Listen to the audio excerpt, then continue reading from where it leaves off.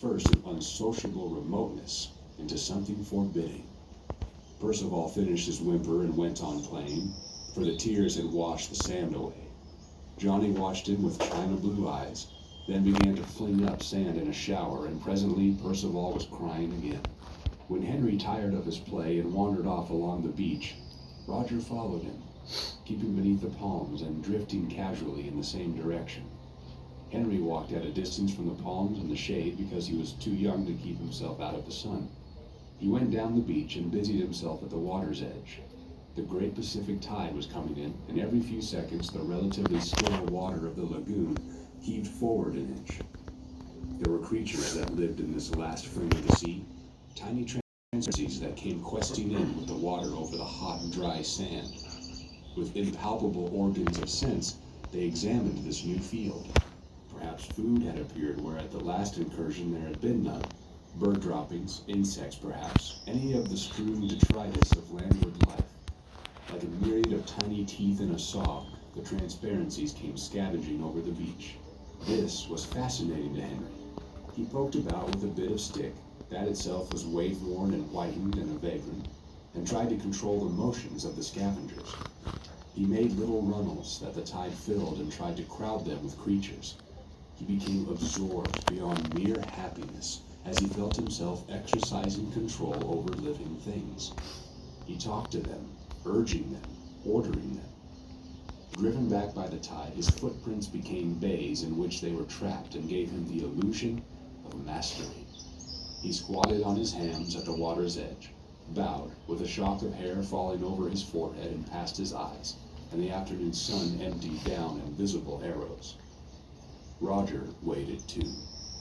At first, he had hidden behind a great palm, but Henry's absorption with the transparencies was so obvious that at last he stood out in full view. He looked along the beach. Percival had gone off, crying, and Johnny was left in triumphant possession of the castles. He sat there, crooning to himself and throwing sand at an imaginary Percival. Beyond him, Roger could see the platform and the glints of spray where Ralph and Simon and Piggy and Maurice were diving in the pool. He listened carefully, but could only just hear them. A sudden breeze shook the fringe of palm trees, so that the fronds tossed and fluttered. 60 feet above Roger, several nuts, fibrous lumps as big as rugby balls, were loosed from their stems. They fell about him with a series of hard thumps, and he was not touched. Roger did not consider his escape, but looked from the nuts to Henry, and back again. The subsoil beneath the palm trees was a raised beach, and generations of palms had worked loose in this the stones that had lain on the sands of another shore. Roger stooped, picked up a stone, aimed, and threw it at Henry. Threw it to miss. The stone, that token of preposterous time, bounced 5 yards to Henry's right and fell in the water. Roger gathered a handful of stones and began to throw them. Yet there was a space round Henry, perhaps 6 yards in diameter, into which he dare not throw. Here, invisible yet strong, was the taboo of the old life. Around the squatting child was the protection of parents and school and policemen and the law. Roger's arm was conditioned by a civilization that knew nothing of him and was in ruins. Henry was surprised by the plopping sounds in the water. He abandoned the noiseless transparencies and pointed at the center of the spreading rings like a setter. This side and that the stones fell, and Henry turned obediently, but always too late to see the stones in the air. At last he saw one and laughed, looking for the friend who was teasing him. But Roger had whipped behind the palm again, was leaning against it, breathing quickly, his eyelids fluttering. Then Henry lost interest in stones and wandered off. Okay, let's talk about number. So we see a couple of things happen with regards to the boys.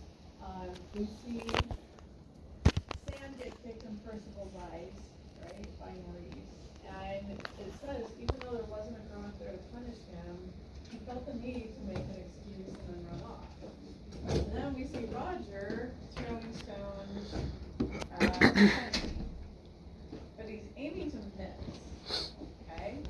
So what does this mean? What are these boys doing, even though there's no one there punish them. Yeah, They're punishing themselves. they're punishing themselves because they have been taught you shouldn't kick sand in a little kid's eyes. That's not cool to do, it hurts. You shouldn't throw a rock at a kid's skull and crack it open. Definitely not an okay thing to do. So even though there's no one there to enforce any kind of punishment, they still feel bound by the societal norms that existed in the society they were in before they came to this island. Which I think is important. That's keeping them somewhat in check. You know, it's making it so that Roger doesn't just throw a rock at the kid's head and crack his skull open, right? Was number one way confusing? You wanna talk through number one as well? I'll give you a second to answer two. We'll get back to number one.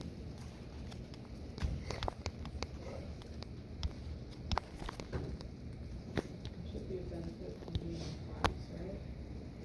Questions answered together.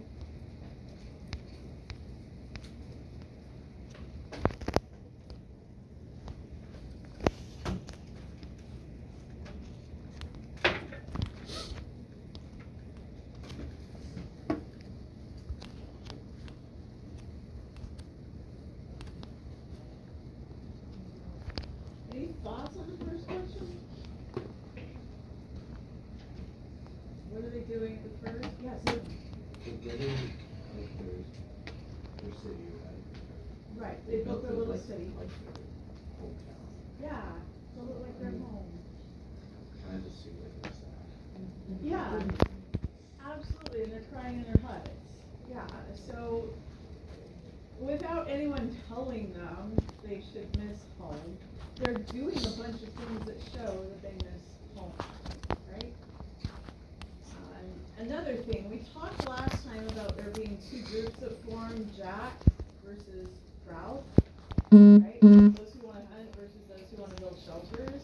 We see the groups form in a lot of different ways. In this chapter, we see that there's little ones and big ones. The little ones all stick together, and most of them don't even have individual names because the big kids don't really care about them. And the big ones stick together. So, human nature is to kind of find the people you're comfortable with and stick with them. I mean, I'm not condoning this, but the big kids tend to pick on the little kids, which is still kind of true now. Like, the way seniors treat sophomores. Not saying it's right, but sometimes sophomores need to be put in their place a little bit and say, hey, you know, you're young. One day you'll get to be cool, but you're not there yet, right? That sounds awful. It's just, to write a passage, I mean, it's true when I was in school, but not any kind of mean stuff, but just, when you're a sophomore, you have to earn your way up, right? By the time you're a senior, you're like, I've earned this, thank you very much. Okay, so the next question we're gonna see, Jack has come up to talk to Roger, and we'll see what he has figured out with regards to why he's not been successful in, hunting and getting food. Okay. Roger. Jack was standing under a tree about 10 yards away. When Roger opened his eyes and saw him, a darker shadow crept beneath the swarthiness of his skin, but Jack noticed nothing.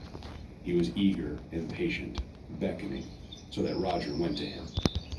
There was a small pool at the end of the river, dammed back by sand and full of white water lilies and needle-like reeds. Here, Sam and Eric were waiting, and Bill. Jack, concealed from the sun, knelt by the pool and opened the two large leaves that he carried. One of them contained white clay, and the other red.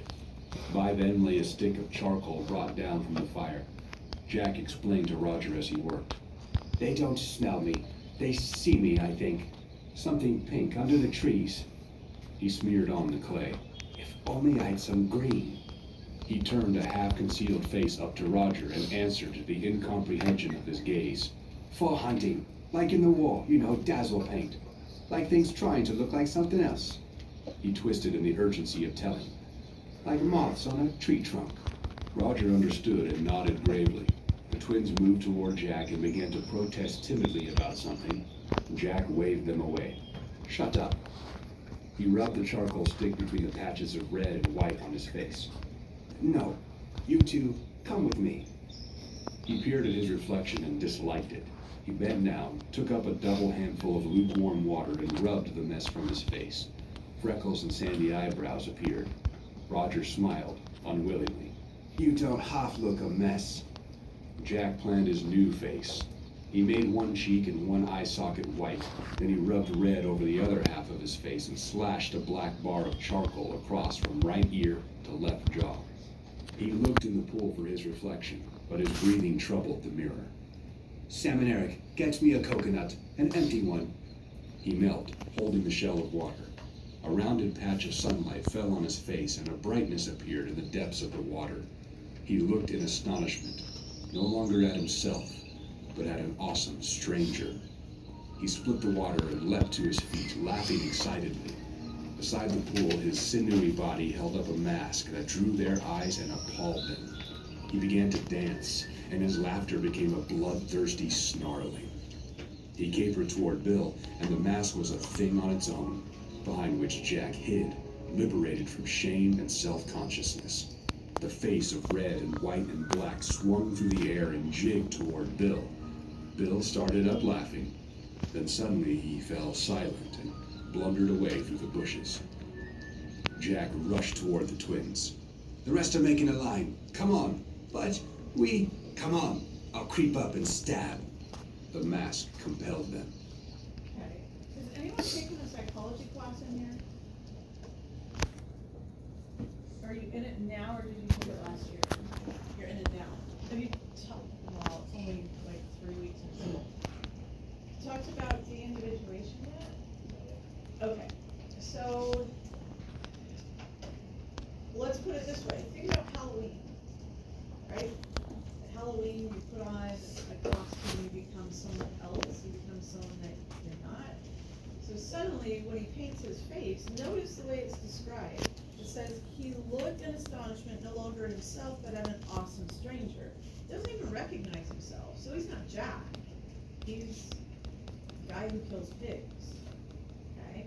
Then if you look on page 64, it said he held up a mask that mentions his face, not as a face, but as a mask.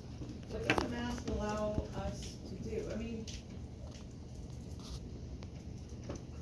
if you think about robberies, most times people try to conceal their faces with a mask so they're not recognized. But what does hiding your identity allow you to do? Do what you want and not really care about the consequences, right? So suddenly, when he's got this face paint on, he's not Jack. He's some other dude. And that's the word compel that propels him forward. He feels a lot more liberated to go out and do something that his normal self would not usually do. Okay. Now we're going to go back to those who were not hunting, so Piggy and Ralph, and Simon and Sam and Eric. Ralph climbed out of the bathing pool and trotted up the beach and sat in the shade beneath the palms. His fair hair was plastered over his eyebrows and he pushed it back.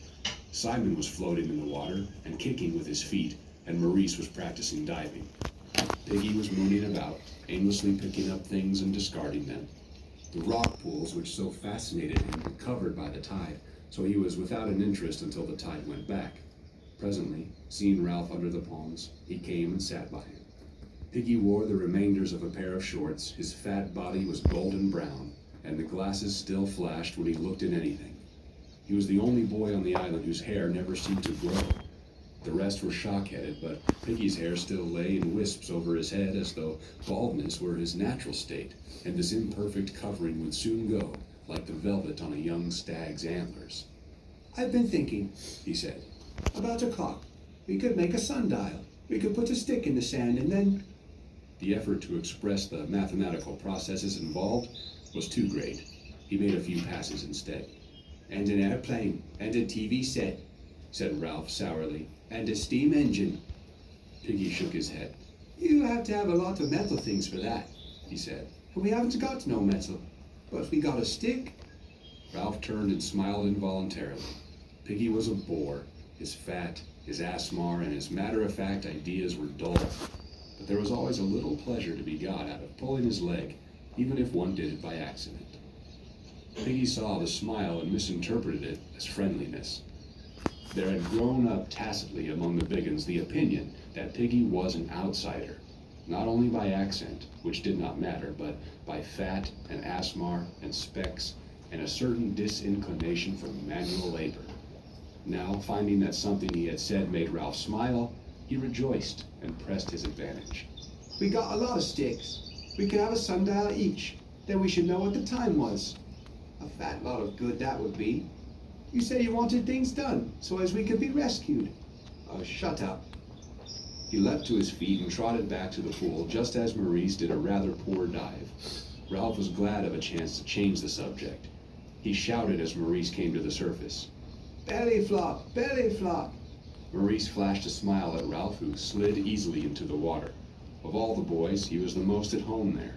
But today, irked by the mention of rescue, the useless, footling mention of rescue, even the green depths of water and the shattered golden sun held no balm. Instead of remaining and playing, he swam with steady strokes under Simon and crawled out of the other side of the pool to lie there, sleek and streaming like a seal. Piggy, always clumsy, stood up and came to stand by him, so that Ralph rolled on his stomach and pretended not to see. The mirages had died away, and gloomily he ran his eye along the taut blue line of the horizon. The next moment he was on his feet and shouting, "Smoke! Smoke!" Simon tried to sit up in the water and got a mouthful. Maurice, who had been standing ready to dive, swayed back on his heels, made a bolt for the platform, then swerved back to the grass under the palms. There he started to pull on his tattered shorts, to be ready for anything. Ralph stood, one hand holding back his hair, the other clenched. Simon was climbing out of the water. Piggy was rubbing his glasses on his shorts and squinting at the sea. Maurice had got both legs through one leg of his shorts. Of all the boys, only Ralph was still. I can't see no smoke, said Piggy incredulously. I can't see no smoke, Ralph. Where is it? Ralph said nothing. Now both his hands were clenched over his forehead so that the fair hair was kept out of his eyes. He was leaning forward and already the salt was whitening his body. Ralph, where's the ship?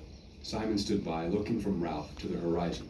Maurice's trousers gave way with a sigh, and he abandoned them as a wreck, rushed toward the forest, and then came back again. The smoke was a tight little knot on the horizon and was uncoiling slowly. Beneath the smoke was a dot that might be a funnel. Ralph's face was pale as he spoke to himself. They'll see our smoke. Piggy was looking in the right direction now. It don't look much. He turned round and peered up at the mountain. Ralph continued to watch the ship ravenously.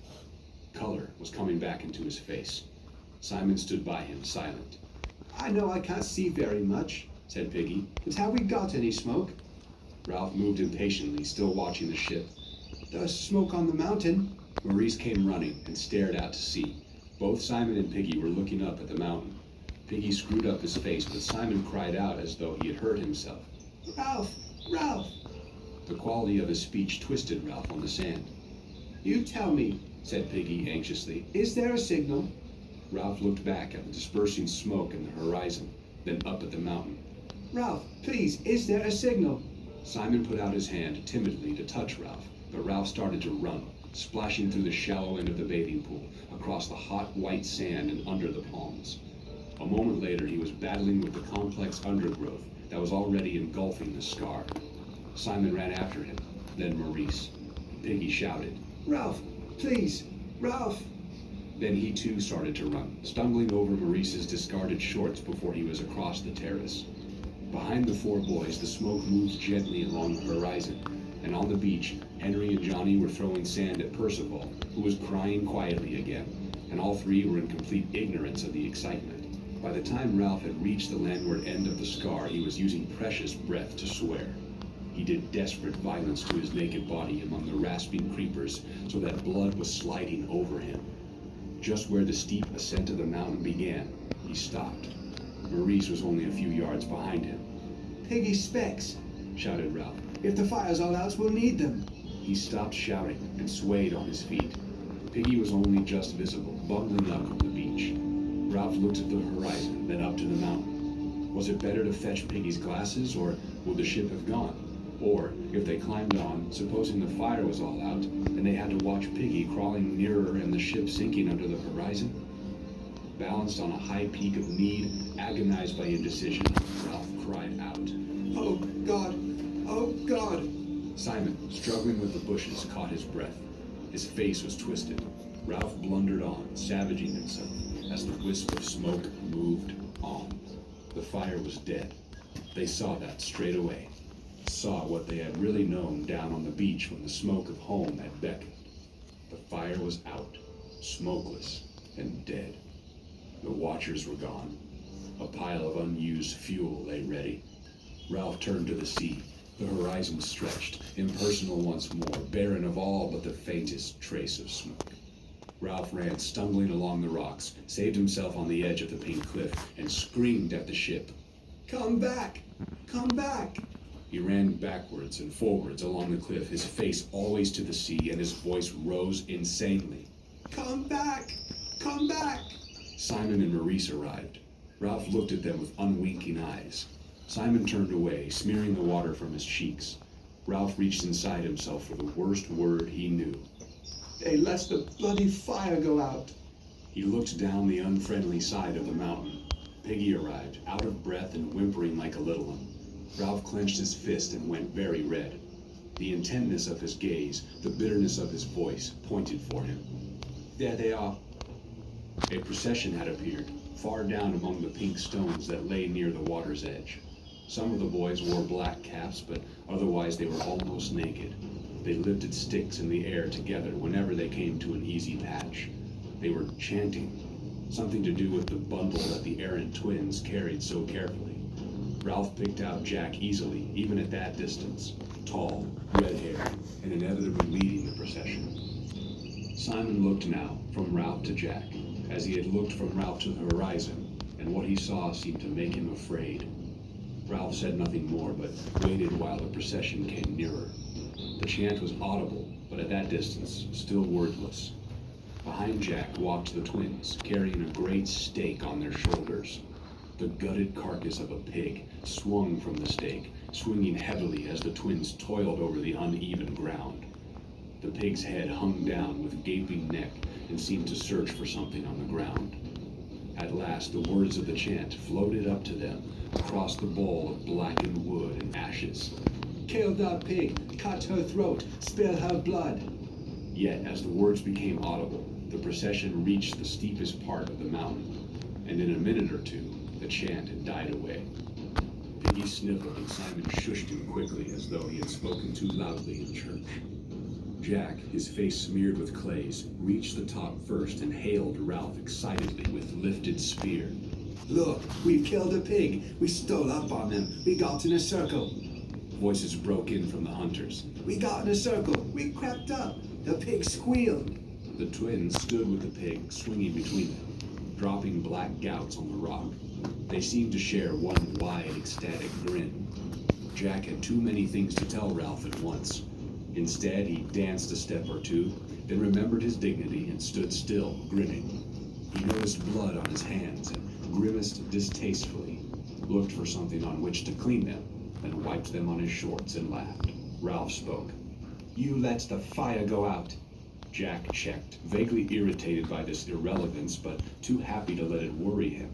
We can light the fire again. You should have been with us, Ralph. We had a smashing time. The twins got knocked over. We hit the pig. I fell on top.